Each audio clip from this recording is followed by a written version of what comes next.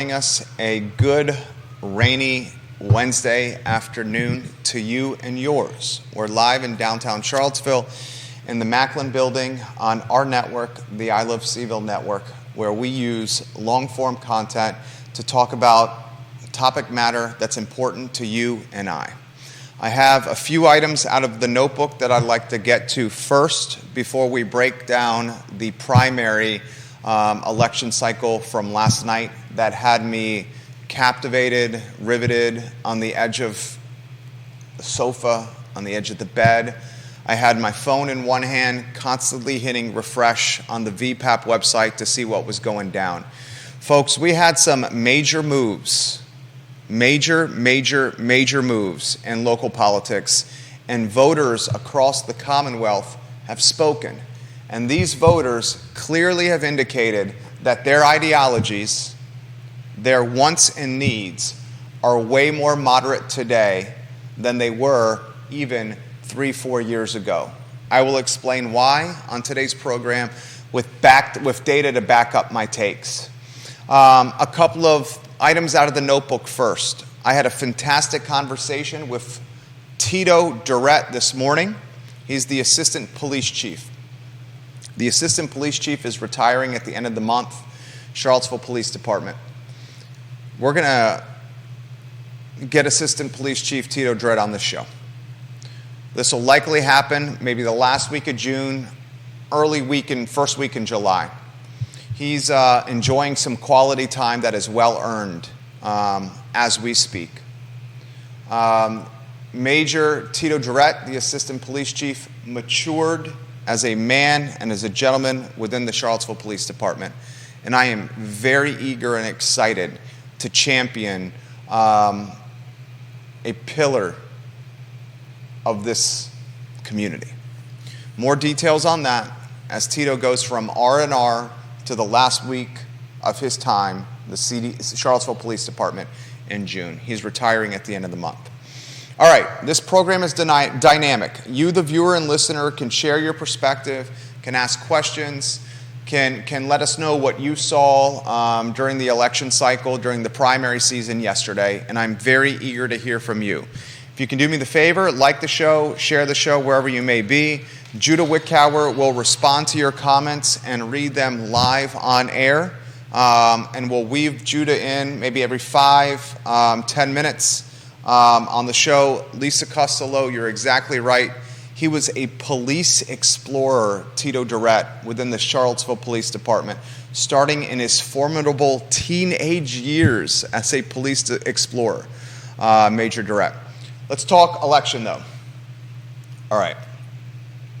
This 2023 primary, and I can say this with confidence and with conviction, it showed us that the ideologies of many of us in Central Virginia have changed.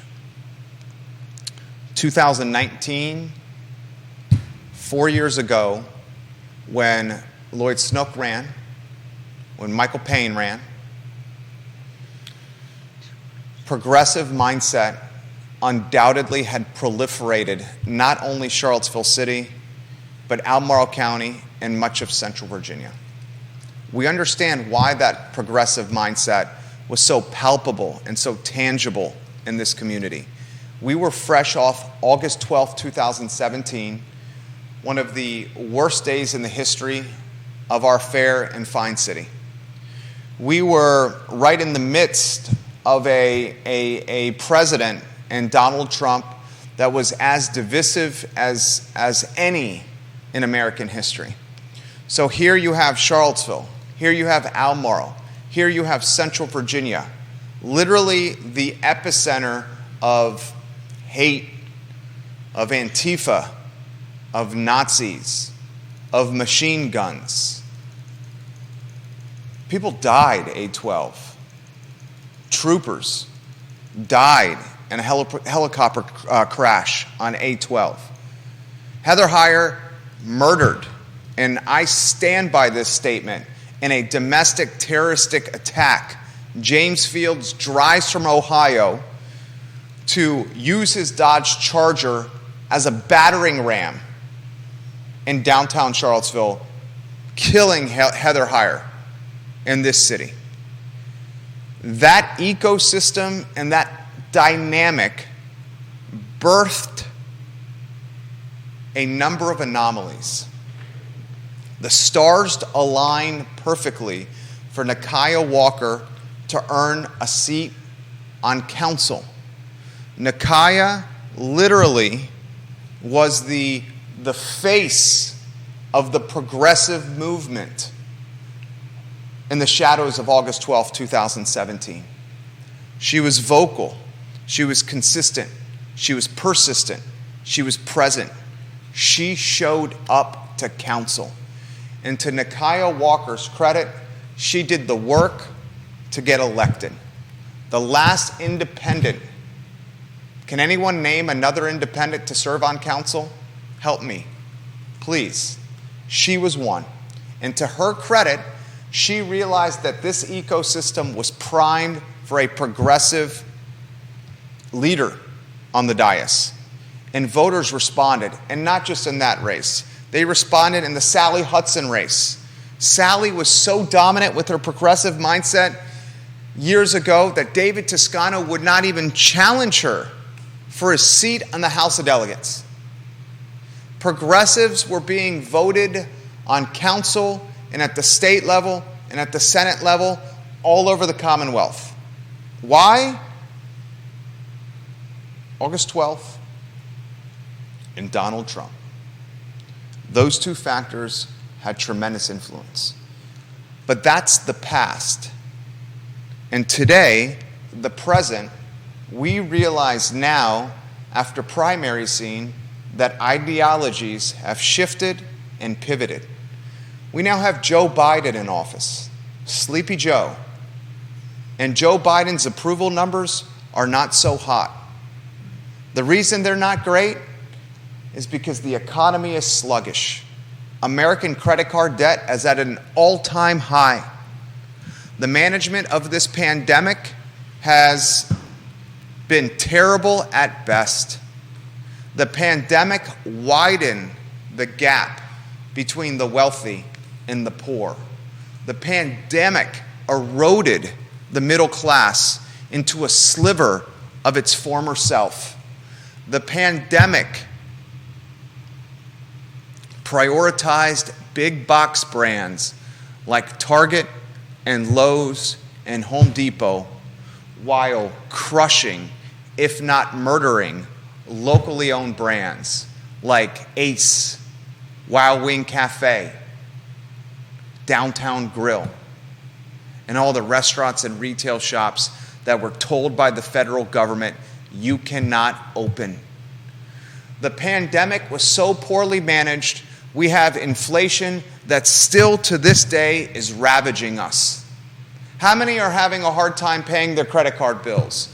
How many are sticker shocked with the cost of groceries, the cost of bacon, the cost of eggs? How many of us got kicked in the nuts with used car prices?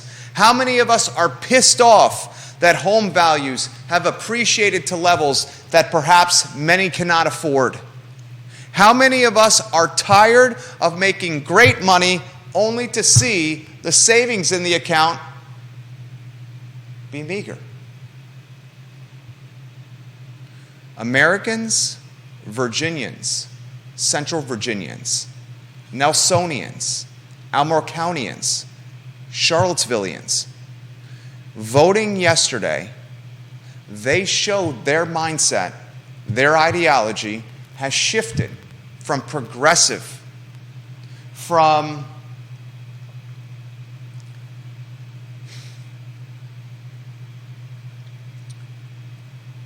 topics, and I may catch some heat for this, but from topics rooted in socialistic tendencies, topics associated with handouts or hand-ups, however you want to look at it, topics rooted with a DEI lens, topics rooted in housing affordability, folks now voting with a much more moderate mindset that's undoubtedly influenced by a sluggish economy and growing household debt. We saw this, and I'm going to explain how and why, and I want your perspective, if you could share it on the show, please.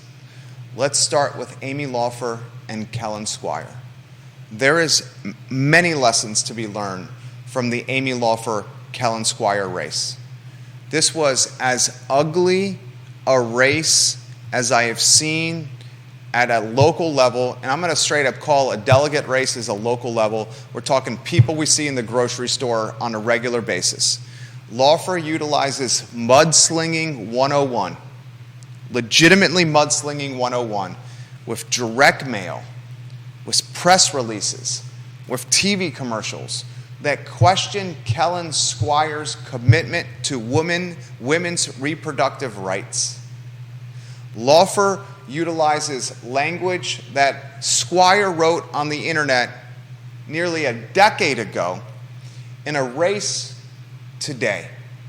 She takes the context of what he wrote online so out of its original intended meaning, she had to blur paragraphs before and after the cherry-picked section that she used in her mudslinging.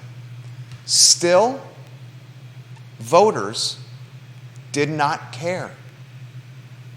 They voted in overwhelming capacity, 8,118 votes for Laufer, Squire 3,536. This guy got beat 2.5 to 1, roughly. 3.536 times 2.5. This dude legitimately got beat 2.4, 2.3 to 1. He got beat like a drum. Okay? Beat like a drum. And I would argue Kellen Squire's political career is over now after losing twice. Here are the lessons we learned in the Laufer-Squire brouhaha. We learned that the first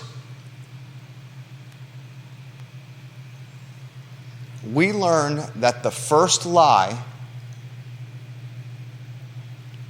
is more impactful than the second truth.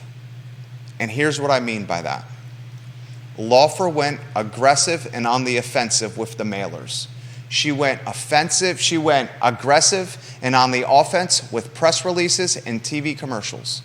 And before Squire could fight back with his truth on women's reproductive rights, he's an emergency room nurse, for God's sake. Voters had already been touched multiple times with direct mail, with TV ads, with press releases, and with legacy media stories. And that initial aggressive, offensive lie was too much to overcome for Kellen Squire, despite having the truth on his side. Politics is a dirty business. And in this race, a race that had national eyes on it, the tactics of mudslinging trumped the truth. A lesson to be learned.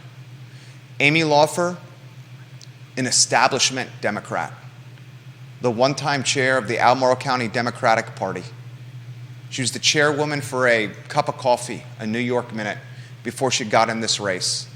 Amy Laufer has lost a spot previously for Charlottesville City Council. She had lost previous races, for delegates in years past? Prior to this win against Squire, the extent of her political experience was school board, Charlottesville. Amy Laufer lost to Heather Hill and Nakia Walker in the shadows of A12. Today, she's going to be on the House of Delegates. Now, she has competition from Steve Harvey. Steve Harvey's on the show tomorrow. Steve Harvey is in his press release, which he issued to me, said, I'm going to run as a physical conservative. Steve Harvey is going to launch a startup business at the same time he's pursuing a seat in the House of Delegates. First Free Coffee is the name of his business. I like the idea where he's going to give a free cup of coffee to anyone who goes into his startup at the Hollymead Town Center on one condition: you got to have a conversation with Steve if you want the free cup of Java. Launching a political campaign where the odds are stacked against you while you launch a startup when 80% of startups fail in their first 3 years, that's going to be a challenge. Another wrinkle, he's a fiscal conservative in a district that bleeds blue. Still, I respect Mr. Harvey and his chutzpah, his courage, his gumption, and his willingness to jump into the arena. Few people are willing to do that. Laufer, she knows in the back of her mind, most likely in the front of her mind, and frankly speaking, she's probably talking about this with campaign staffers and her husband. She's probably saying this: Steve Harvey, a fiscal conservative, has got no shot to beat me. And she's right. She's right. She's going to represent Albemarle, Louisa, and Fluvanna and HD 55 in Richmond. She ran a campaign that was basically identical to Kellen Squire's until she started slinging some mud. And here's what we learned: nice guys finish last. There's a reason it's a cliche. Kellen Squire was the nice guy, and he got his ass kicked. 70% of voters, Amy Laufer; 30% of voters, Kellen Squire. Laufer utilized mudslinging, and with the benefit of hindsight, it worked. The first lie trumped the second truth. Now, let's go to the next race. And if you'd like to jump in, Jude, on a two-shot with any comments that people are having, just give me any kind of hand signal as we figure this out, and I'm happily will weave you in the mix. All right. Yeah, we've got several. All right. Two-shot, Judah Wickower. Let's see. Lisa Costello said she was a police explorer with Tito Durrett. And she says that the hate started with anything Confederate or Confederate-related. We also have a comment from Kevin Yancey stating that every one of those factors is directly tied to greed, not bad policy. And Lisa Costello again says that Katrina Calhoun ads were everywhere. One turned their head, all over social media. Name recognition through ad blasting. I read her budget was several times that of other candidates. And we've got John Blair said that Tito Durrett is one of the finest men in the city of Charlottesville. Love you, John Blair. Deep Throat, I'm going to get to your comment on Lloyd, Snook, Natalie Oschrin, and Michael Payne and what that means for upzoning in moments. I'm going to now shift my focus to HD 54. HD 54, the results surprised me. Katrina Callsen wins. And Katrina Callsen wins in dominating fashion. Katrina Callsen, Dave Norris, and Bellamy Brown. I know Bellamy very, very well. Many cold beverages with Bellamy. I know Dave Norris very, very well. Many cold beverages with Dave Norris. I do not know Katrina Callsen that well. She's come on the show once. That's the extent, perhaps, of my interaction with her, outside of some DMs here and there. I got to give Katrina Callsen props. And someone please send her a text message, a DM, call her, email her. She needs to hear what I have to say. Katrina Callsen ran a strategic campaign. Katrina Callsen dominated this race in the two KPIs, key performance indicators, that matter the most: fundraising and voter turnout. She crushed Dave and Bellamy from a fundraising standpoint. And a lot of people, Mary McIntyre is making this point on Twitter, and Mary doesn't like Katrina. Mary lost to Katrina Callsen in a Albemarle County School Board race. Mary's been very vocal on her feelings about Katrina Callsen on her Twitter account. Mary McIntyre, one of the leaders of the union charge with teachers and other employees within the Albemarle County public school system. Mary made the comment on Twitter today, which I had to respond to, that she, and I'll read it verbatim, Mary, and what I'm saying so far is 100% accurate. I'm not speaking out of turn, Mary, and I'm doing nothing that's disrespectful to you. I'm just reading from Twitter. She said 17 hours ago, literally, I would imagine, after she realized Katrina Callsen had crushed the competition, she put on Twitter, "Tomorrow I want to see the breakdown of cost per vote based on how much the candidates in Virginia's SD11, HD55, and HD54 spent for the total number of votes they got. I think it will be very illuminating, at least in one of those races." She's talking about Katrina's there. I respond to that tweet of Mary McIntyre, "You should give props to Katrina Callsen." I tag Katrina Callsen in the thread. When I'm talking about someone on social media, I 1000% tag them in what I'm talking about. Because if you do not tag the people and you're talking about them in social media, then you are gossiping behind someone's back. Communication in 2023 is as much talking to someone face to face with words coming out of our mouth as it is using a keyboard and your smartphone on social media to say something about someone. And I am a God-fearing golden rule type of person. I'm going to hold people accountable on social media. I'm going to tag them and make sure I know that I'm talking about them, because that's what's respectful. And that way you're not a gossip or a behind-the-back talker. So I jump in Mary's thread and I said, "You should give props to Katrina for HD54, and I @symbol Katrina.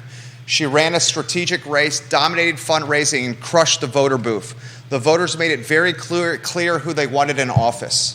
Mary responded to my tweet 2 hours later. That was this morning. Mary said she did and they did. Now, if all the candidates had the same amount of money to spend, would the results have been the same? We will never know, and unfortunately, that's not how this works. This is how the game is played, and she won, no doubt about it. I immediately responded to that tweet by saying, "Mary, yep, you are right. What ifs are absolutely worthless." Katrina played the game. Katrina dominated the game. She dominated the two most important aspects of this campaign, this race, fundraising and voter turnout.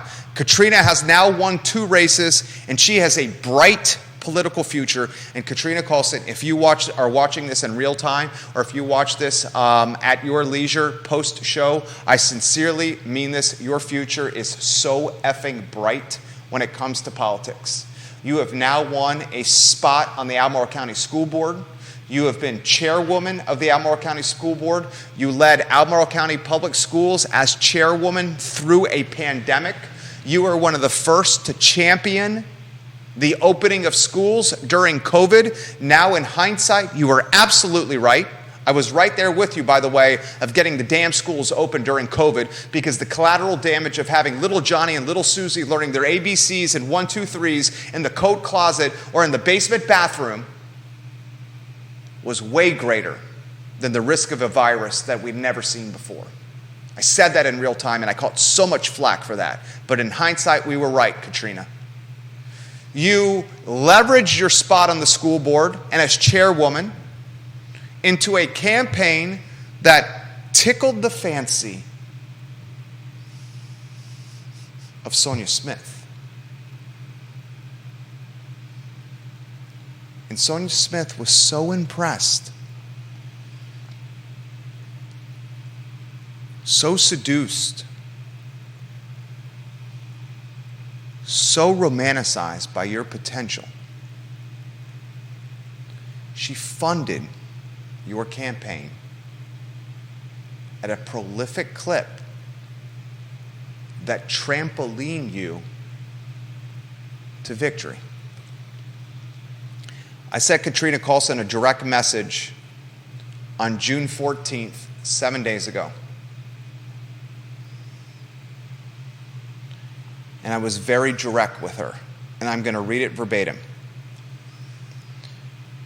Katrina, I am going to have to call out those absurd Sonia Smith contributions on the I Love CVille show. I wanted to give you a heads up beforehand because that's what's right. I'm happy to host you so you can rebuttal what a lot of people are saying is a purchased election. Just a thought. The show is yours if you'd like to come on. She responds to my direct message. Thank you. I am proud of the support I have received. I have the most individual donors, the most small donors, the most in-state donors, and the most local donors. If people are interested specifically in the fundraising of the candidates, you can point your listeners to VPAP to see the diversity and scope of my support and to provide context for all the great candidates. Also, it is a great resource to educate voters. I appreciated the opportunity I had to talk to your audience earlier in the campaign, but in these final few days, I am fully booked with campaign commitments. I hope you have a wonderful show, and I cannot wait to get back on the program again soon. Loved that answer. I love that answer from what is now Delegate Callsen. Let me see if I can find the quote.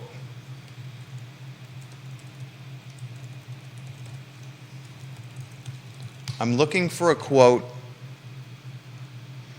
from The Wire. Have you guys ever watched the show on HBO called The Wire? It's a crime show set in Baltimore, and it follows various aspects of the criminal ecosystem that is Baltimore, Maryland, from smuggling in goods on the docks of Baltimore, including prostitutes from Western Europe who perished in a container, to the life of teenagers and adolescents who skip school and are forced into the drug trade just to pay rent for their parents, to the newspaper business in Baltimore as it's literally deteriorating before our very eyes, to the police department in Baltimore and the challenges the Baltimore Police Department face with a numbers and taxes when taxes are cut and how that impacts bodies and enrollment and vacancies, and then politicians still demanding that the police do more with less. Phenomenal program. A lot of aspects of The Wire apply to Charlottesville, Virginia. I encourage you to watch it. It's one of my favorite shows of all time.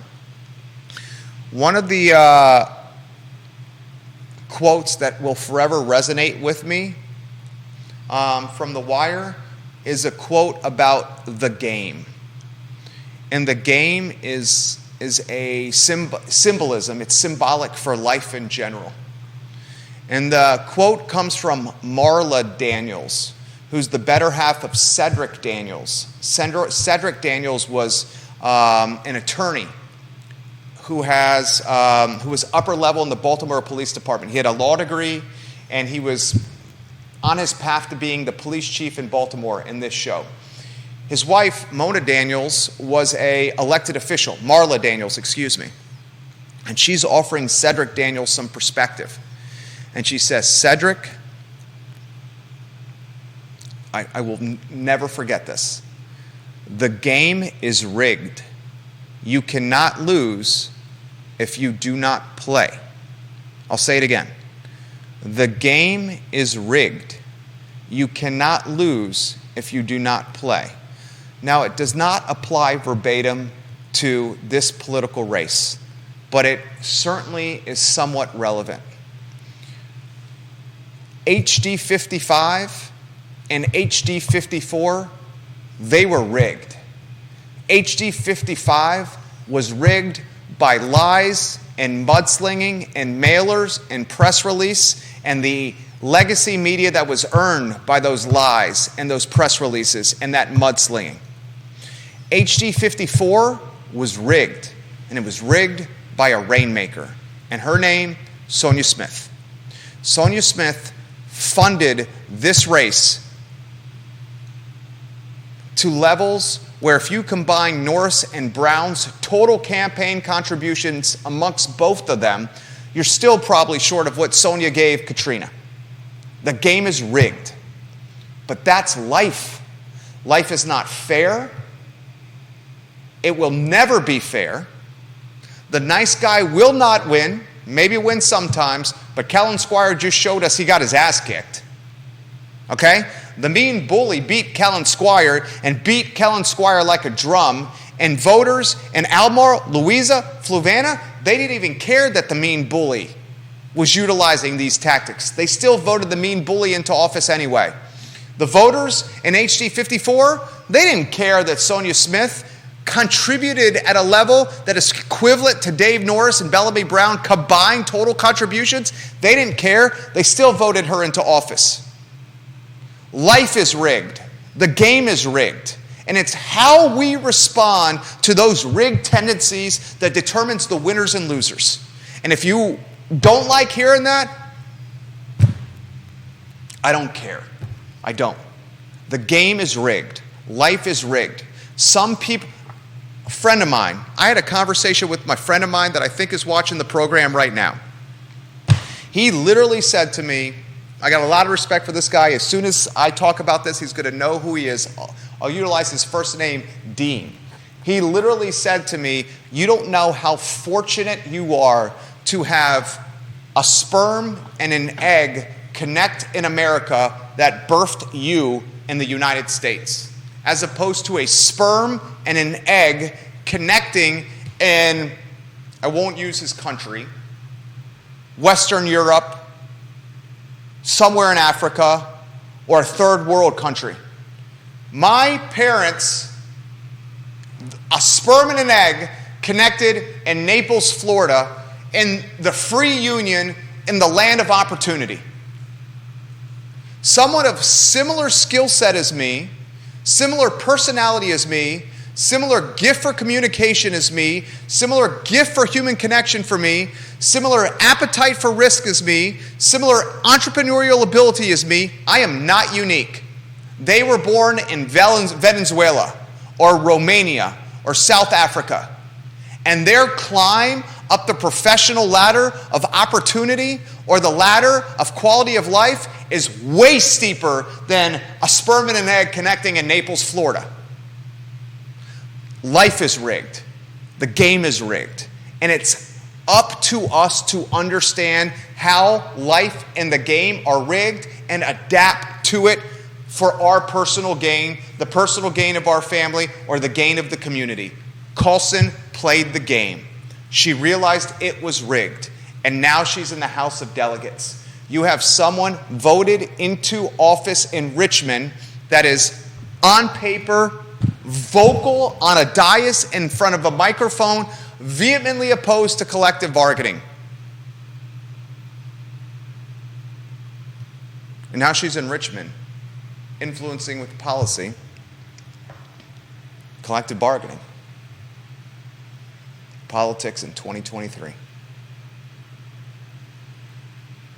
And if you take anything from this show, take two things. The first lie trumps the second truth. And the game is rigged. And life is rigged. And it's up to you and me to figure out the opportunity within the parameters in front of us. That determines the winners and the losers. Anything you want to jump in with? Yeah, we got a couple comments. Nora Gaffney says, I was highly impressed with Katrina after seeing her here on this show.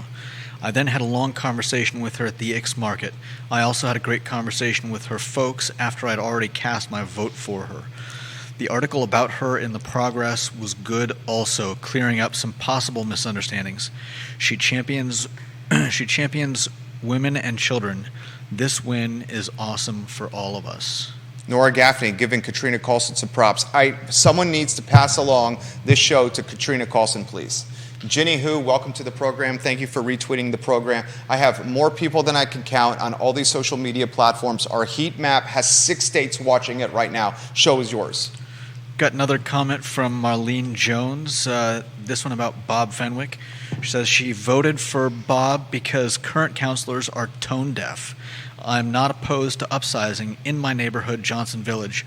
Moving from 2 to 3 or 4 auxiliary units would be okay. 6 to 8 unit apartment buildings without parking is not. Respect. All right. Let's go to the next race. The local election. Look, I'll cut to the chase. Bob Fenwick had very little chance to win here. Mr. Fenwick, and I respect the fact that he was willing to enter this race despite multiple losses in city council races on his resume. He's been on council once, 4 years. He's lost many times. I believe now 3 times. Definitely 2. I think 3. It was a long shot for Bob Fenwick. But Bob Fenwick ran on a campaign of throttling or slowing down upzoning and throttling or slowing down the aggressive taxing nature of Charlottesville, Virginia. Bob Fenwick got his tail kicked. He came in last place.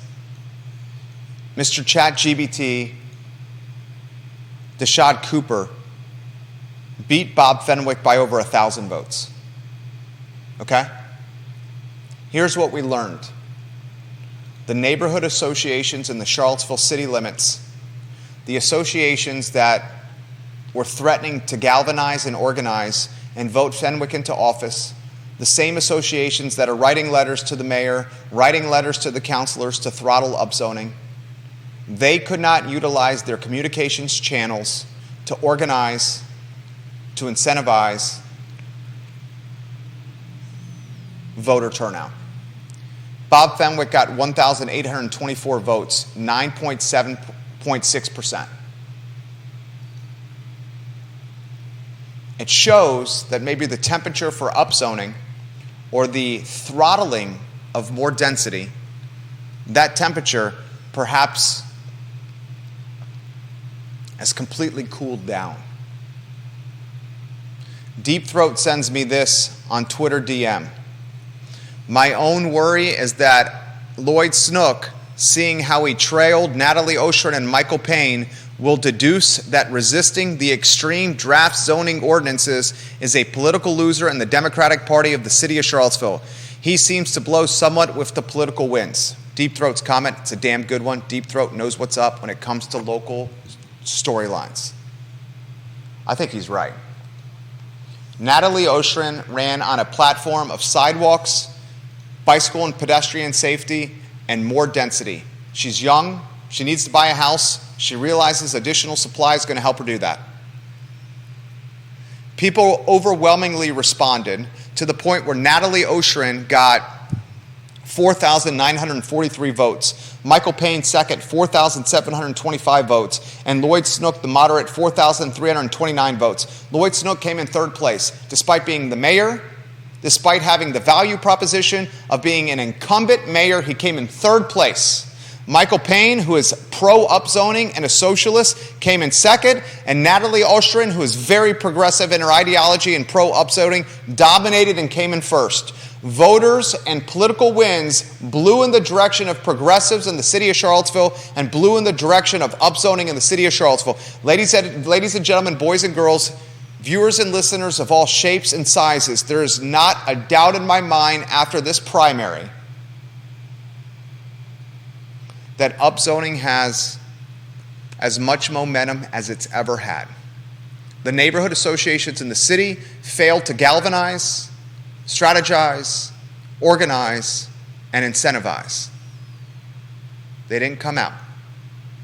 So now, when upzoning hits JPA, Lewis Mountain, Preston, Barracks, Belmont, Woolen Mills, North Downtown, Prospect, Cherry, Star Hill.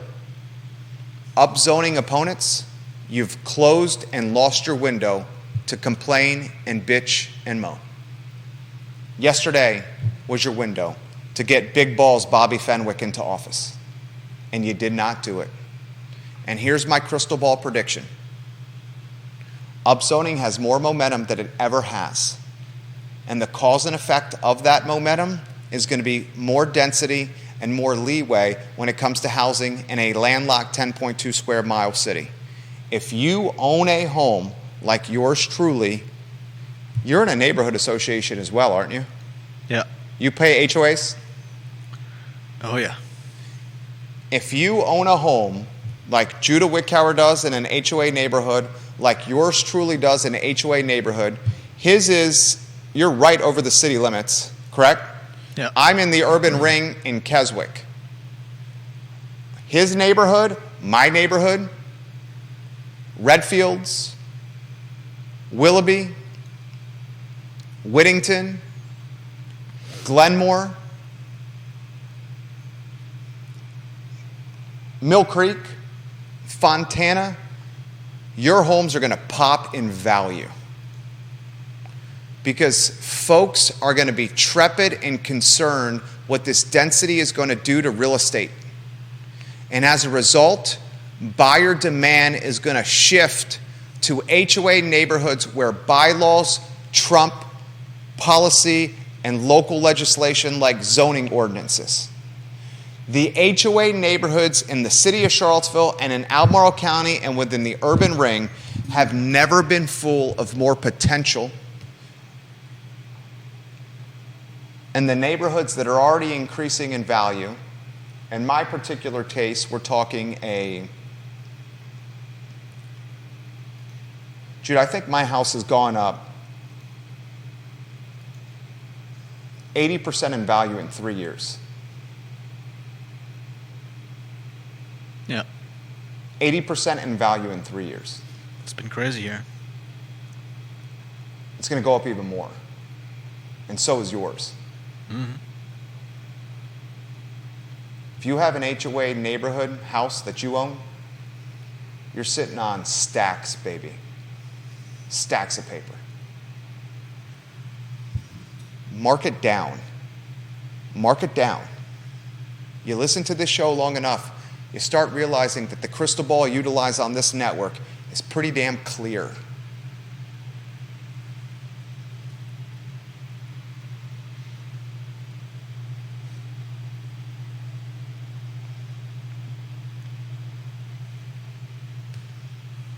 Natalie Oschrin deserves a job well done and a pat on the back. Motivated by her aunt, who's an elected official in a different jurisdiction, a different state. Her aunt supported Natalie so much, she literally came down to shake hands of voters at polls in the city. Could Natalie Oschrin be the next mayor of Charlottesville? Very well could be. Very well could be.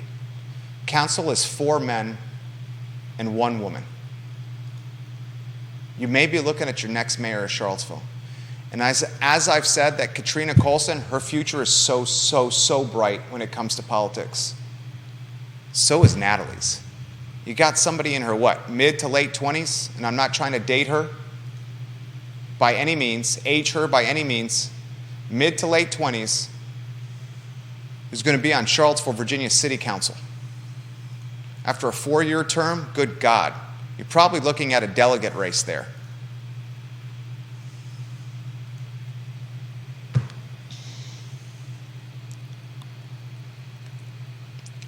Now, we have to ask ourselves,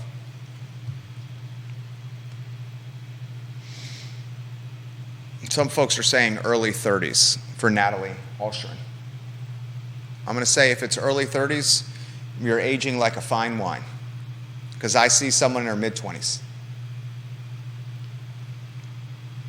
Now you got to ask yourself this. What does the primary and the results we've garnered, the results we're interpreting from yesterday's primary, what does it mean for the general election? How did somebody like Dave Norris, who had name recognition, a former mayor of Charlottesville, How did he go from such an overwhelming favorite on paper, where insiders all over Central Virginia, including friend of the program, Jesse Rutherford, saying, and I believe Mr. Rutherford's watching, I love Jesse Rutherford, saying Dave Norris is a slam dunk. How did he go from being a slam dunk to, frankly speaking, Dave's my friend. Bellamy's my friend. But they got hammered. How did they get hammered here? First, my take on why Dave got hammered. Can you put the screenshot up that I asked you to grab, J-Dubs? Give us a thumbs up when that's on screen if you could, please, sir. Thank you kindly, Judah. It's up. Everyone look at the screen.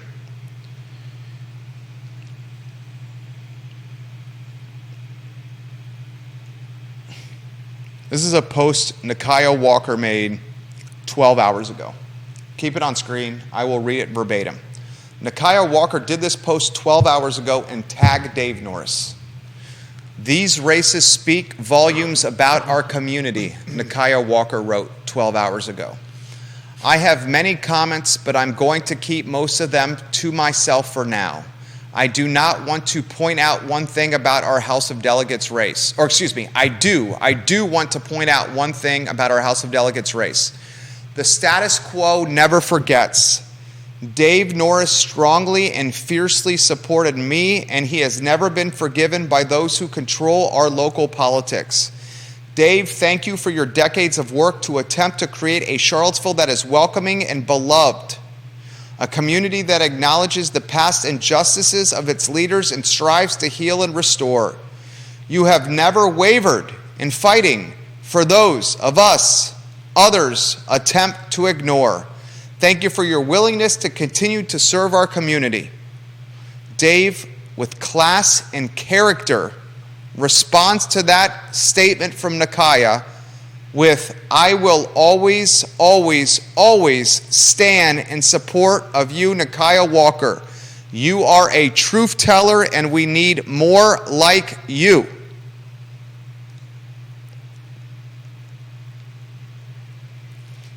Judah, if you want to go back to a one shot, maybe a two shot, there's not a doubt in my mind that Dave Norris's unwavering support of Nikiah Walker, hell, he was on the small group of people, 2, 3, 4, 5 people that encouraged Nikiah Walker into office and gave her the political science roadmap of how to get elected. There's not a doubt in my mind that that relationship impacted him in this race. Not a doubt in my mind. When Nikiah got out of office, and I believe she's watching the program as we speak, when she got out of office, her 4 years were so tumultuous in this city. It took her many months to even get a job because she had been scarlet lettered. And that collateral damage crept into HD 54, ladies and gentlemen. And that's as frank as I can be. But I am unafraid to offer commentary that I know in my hearts of hearts is true. Now, what do these results mean for the general election? We'll have a general election when it comes to Sally and Creigh deeds. I haven't offered yet my perspective on Sally and Creigh. Sally Hudson lost by 755 votes, a 3-point margin to Creigh deeds. Sally dominated the city of Charlottesville, but did not carry or could not dominate Albemarle and Nelson. Creigh deeds buttered his bread in Albemarle County. Creigh deeds buttered his bread in Nelson County. Creigh deeds buttered his bread in Amherst.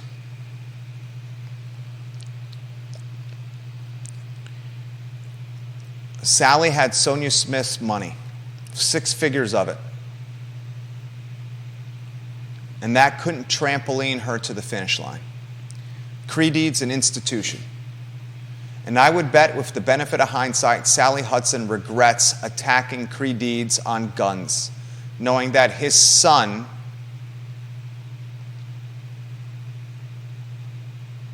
I'll let you research Creigh Deed's and his son on your own. Attacking Creigh and his stance on guns, with all the personal baggage that Creigh and his family went through, that was like one step below what Laufer did to Squire. It was disingenuous.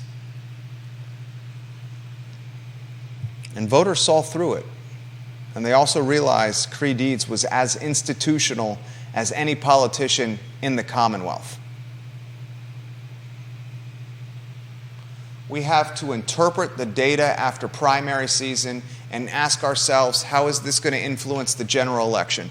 Philip Hamilton is running against Creigh Deed's now. Philip Hamilton is a Republican, and frankly speaking, the majority of the time when Philip Hamilton opens his mouth or puts something on social media, I'm left asking myself, what is up with this guy? Does he even know what's going on in the world today? Philip Hamilton releases a statement on the Johnson Elementary LGBTQ curriculum that we discussed last week, that Rob Schilling amplified, a curriculum and storyline that eventually made it to Fox News. And when Philip Hamilton offered perspective on Johnson Elementary and this storyline, he attributed Johnson Elementary, and I'm going to see if I can find the post. Let's see if the man's deleted it, or at least, I hope to God, edited it. I would bet he has not. I'm scrolling down his page.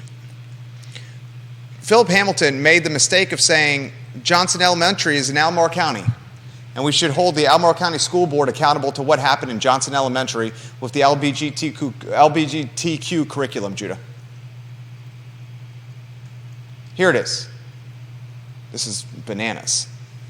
He's legitimately showing 5 days ago, it's still active on his page. He takes a screenshot of the statement from Charlottesville Public Schools that was sent to Johnson Elementary parents. Here's the screenshot. I've shared this on I Love CVille. And he chooses to analyze it. And the first sentence he uses to analyze this, Judah Wetkauer, the Albemarle County School Board is claiming to the Johnson Elementary parents that the leak was unauthorized. Well, Philip, the Albemarle County School Board has no influence here. Johnson Elementary is in the city of Charlottesville. Is that not concerning? That a guy that's looking to represent a municipality thinks Johnson Elementary is in Albemarle County? He then continues by saying, I support the right of whistleblowers who are exposing the sexual agenda that is being pushed on children before they even reach the age of puberty, and I encourage fellow conservatives to speak at the July 13th Albemarle County School Board meeting at 5:30 p.m. Here's the address for the Albemarle County School Board, 401 McIntyre Road, Charlottesville, Virginia, 22902. If you're unable to attend in person, you may submit a comment to schoolboard@k12albemarle.org. Feel free to review the Albemarle County School Board meeting schedule for the rest of the calendar year and be ready to fight back for our children. Yes, Philip, it's going to make a lot of sense for people to fight back against City Elementary School at Johnson at the Albemarle County School Board. Perfect sense there, pal. Perfect sense. That's who you have running against an institution, Creigh Deed's. Creigh Deed's is going to beat this guy like a drum. Steve Harvey running against Katrina Callsen. The margin of victory for Katrina Callsen against Steve Harvey, excuse me, I stand corrected. Steve Harvey running against Amy Laufer. The margin of victory of Amy Laufer against Steve Harvey is not going to be as wide as the margin of victory of Creigh Deed's against Philip Hamilton. Still, Amy Laufer is going to beat Steve Harvey like a drum. Okay? And Steve's going to be here tomorrow. Maybe this commentary is going to make things potentially awkward for him. It won't make things awkward for me. And you know me well enough that I will have no awkward feelings. because I'm speaking what I believe to be the truth. And someone who utilizes a fiscal conservative mindset and platform in a super blue district has got zero shot at winning. Zero shot at winning.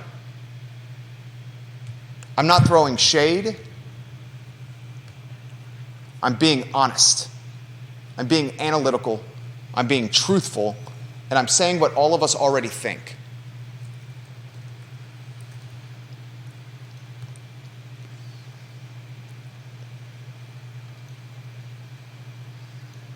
I'm going to have to ask him about women's reproductive rights and where his stance on women's reproductive rights, where he stands on arguably the most important topic or agenda item in the House of Delegates.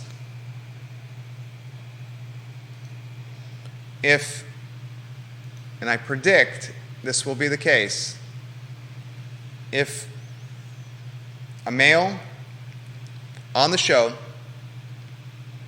says,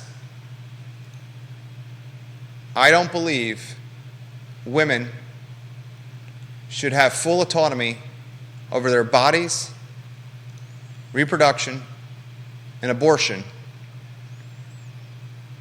Steve, I'm going to push back on that. I've seen 2 9-pound bowling balls come out of my wife's vagina. Literally. And the pain and hardship that she went through, I could never do. There's a reason why women birth kids and men don't. She's gone through way more pain than I have. The first one was like a 19-hour labor.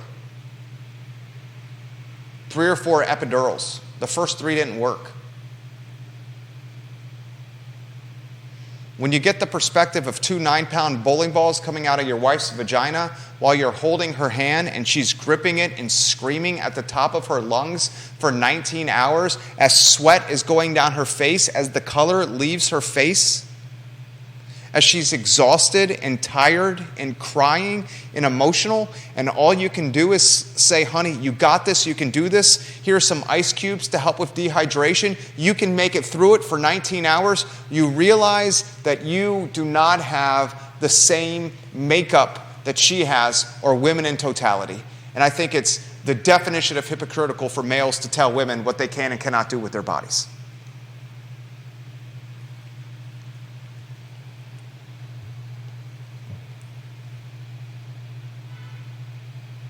Laufer is going to pound him.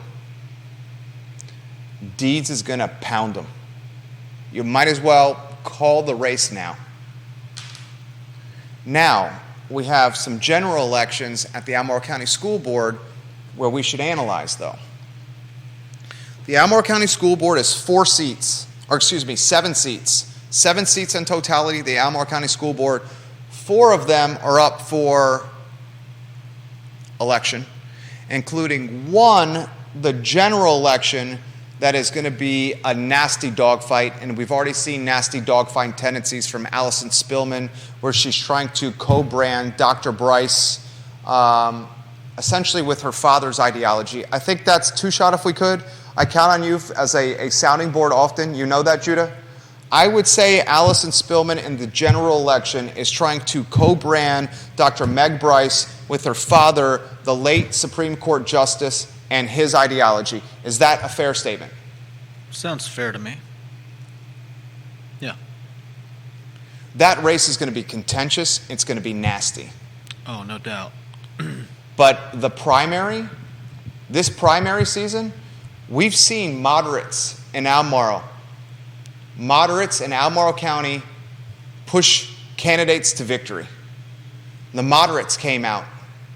This is not the Trump 812 progressive ecosystem. It's a much more moderate ecosystem, a much more blue dog ecosystem, a much more down the middle ecosystem. I think Dr. Bryce, after what I saw with the primary yesterday, has a better shot of winning than I initially thought. I think that progressive mindset and spirit is getting whittled down like a number 2 pencil after the SATs. It's still present, Natalie Oschrin, but that's Charlottesville City. They ain't voting in the general election, school board Albemarle County. It's still present, Michael Payne, socialists, but that's Charlottesville City. They ain't voting in the general election for school board for Albemarle County. Albemarle Countyans, their mindset and ideology, much more progressive than we, much more moderate than we may have initially have thought on Tuesday morning and Monday night. Bryce's chances of winning improved after this primary. Two-shot, you can jump in anytime you want. I have an interesting comment from Katie Treviso Pearl. KTP. Yep. She says, so is Jerry saying that no men are allowed to be pro-life? Are only women allowed to be pro-life? And I think I understand your take on this. It's not so much that we're not allowed to be pro-life. It's that while we are allowed our opinions, the fact of men writing laws, basically forcing women into one place or another, is problematic.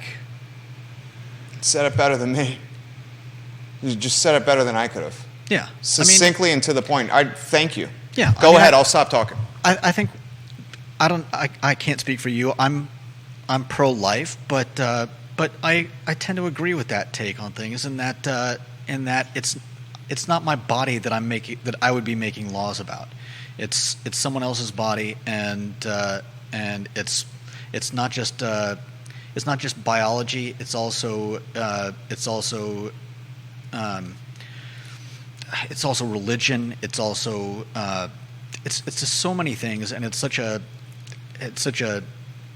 pit trap that I think it would be wise for all men to get out of the lawmaking arena, in especially this particular area, just because this is, again, about women's bodies, and to hear some of the politicians talk about these subjects, it's terrifying. I mean, some of these people are utter cretins, to put it nicely. You said it better than me again. Yet again, that's how I feel. You know what? This is how I feel when it comes to women's reproductive rights. Let the woman make the decision. Have the law not be a law. It's up to the woman. Yeah. Some dudes in suits in a 3, 4, 5 week session in the capital of the Commonwealth, backroom dealing, should be determining what women do or can do with their body. Yeah. It should be up to the woman. If she wants to have an abortion, okay. If she doesn't want to have an abortion, okay. You know my stance? I'm a little less blasé about that. I think it should be women making laws. It's such a minefield. Dude, I am, you know me as well as anyone besides my wife.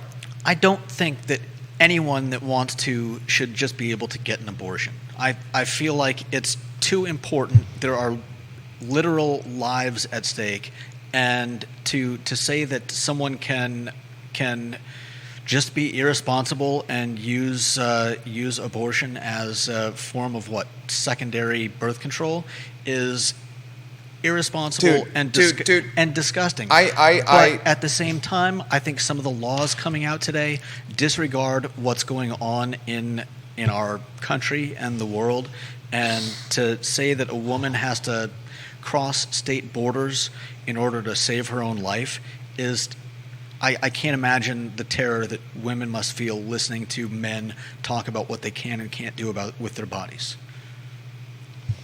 I respect everything you just said. I'm going to say something that is as personal as I've ever shared on this program. I've never shared anything more personal than I'm about to share on this program, and I have a conference call in 4 minutes. 4 minutes. I stack the conference calls at 1:45 each day. I'm not going to get into too many details. I'm going to share what I'm willing to share, and that's it.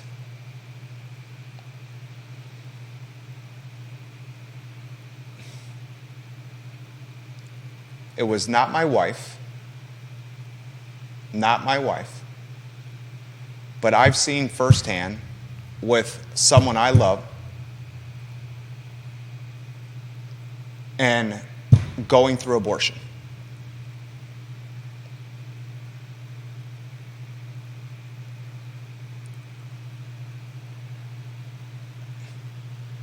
Having an abortion. The impacts that an abortion has on your body, physically and emotionally, are, it's difficult for me to describe as a man. I watched 48 hours, 72 hours of bedridden fatigue, 48 to 72 hours of bedridden absolute fatigue, and even worse, the emotional collateral damage that comes with the choice that was made. Mm-hmm. And someone goes through that once, to say that people will do that time in and time again as a form of secondary birth control is a statement, I believe, not rooted in actual experience. Because you go through it once, and I did bedside, not the actual procedure, you will realize you never want to do it again. And that's not to say people won't do that. But you have it once, you're never going to want to do it again. Ask someone who's gone through the process and what the emotional collateral damage and the guilt that resonates for years, if not forever. Because you know you were a part of a decision of keeping someone from coming to the earth and being born. That's heavy, and it weighs on you. And that's all I'm going to say on that. KTP has some comments that speak to what we're talking about again. I'm not going to say anything more about that. She says, I think it problematic when men don't pass laws to protect children. And she also says, I think it's terrifying to hear men or women say that it's okay to kill a child at any gestation, which is the position most progressives now take. Okay, and I respect that opinion. I respect KTP. She knows I tremendously respect her, and she's 1,000% entitled to her opinion, and I will never throw shade on her opinion. Right. 1,000% she's entitled to this. I think those are some great perspectives, and my only problem is when that law... I got 40 seconds. Go ahead. My biggest problem is when those laws go too far and prevent the saving of a mother's life or similar. And I know there's a lot of debate around that.